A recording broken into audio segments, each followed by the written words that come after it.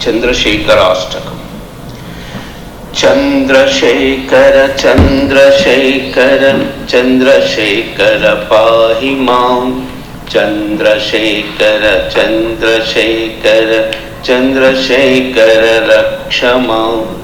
रत्नसानुशरासनं रजताद्रिशृङ्गनिकेतनं सिञ्जिनीकृतपन्नगेश्वर अच्युतानलसायकं।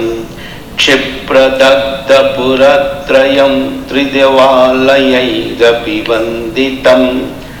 चन्द्रशेखर आश्रये मम किं करिष्यति वै ममः। पञ्चपादपपुष्पगन्धपदाम्बुजद्वयशोभितं बाललोचन जातपावक दग्धमन्मथविग्रहं। भस्मदिग्धकलेभरं भव नाशनं भवमव्ययम्। चन्द्रशेखरमाश्रये मम किं करिष्यति वै यमः। मत्तवारण मुख्यचर्मकृतोत्तरीयमनोहरं पङ्कजासन पद्मलोचन पूजिताङ्घ्रिसरोरुहं। देवसिन्धुतरङ्गशीखर सिक्तशुभ्रजटाधरं। चन्द्रशेखर आश्रये मम किं करिष्यति वै यमः। यक्षराजससुखं भगाक्षहारभुजङ्गविभूषणं। शैलराजसुतापरिष्कृत चारुवामकलेभरं। क्ष्वेलनीलगलं परश्वतधारिणं मृगधारिणं। चन्द्रशेखर आश्रये मम किं करिष्यति वै यमः। कुण्डलीकृतकुण्डलेश्वर कुण्डलं वृषवाहनं।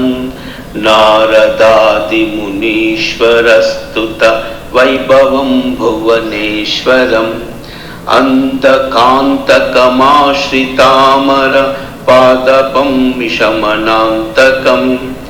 चन्द्रशेखरमाश्रये मम किं करिष्यति वै यमः। भेषजं भवरोगिणामखिलापदामपहारिणं। दक्षयज्ञविनाशनं त्रिगुणात्मकं त्रिविलोचनं। भक्तिमुक्तिबलप्रदं सकलागसङ्गनिबर्हणम्। चन्द्रशेखरमाश्रये मम किं करिष्यति वै यमः। भक्तवत्सलमर्चितं निधि अक्षयं हरिदपरं। सर्वभूतपतिं परात्पर अप्रमेयमनुत्तमं। सोमवादिन भूहुताशन सोमपानिकिलाकृतिं। चन्द्रशेखरमाश्रये मम किं वै करिष्यति वै यमः। विश्वसृष्टिविदायिनं पुनरेव पालनतत्परं। संहरन्तमपि प्रपञ्चमशेषलोकनिवासिनं। क्रीडयन्तमहर्निशं गणनादयूतसमन्वितं। चन्द्रशेखरमाश्रये मम किं करिष्यति वै यमः। मृत्युभीतमृकुण्डुसूनुकृतस्तवं शिवसन्निधौ। यत्र कुत्र च यः पठेहि तस्य मृत्युभयं भवेत्।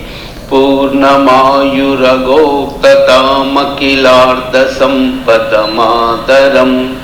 चन्द्रशेखर एव तस्य ददाति मुक्तिमयत्नतः। इति श्री माघमाहात्म्ये मार्कण्डेयकृत श्री चन्द्रशेखराष्टकं सम्पूर्णम्।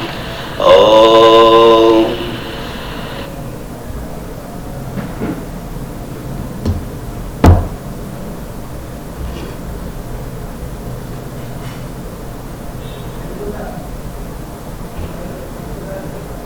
सर्वमङ्गल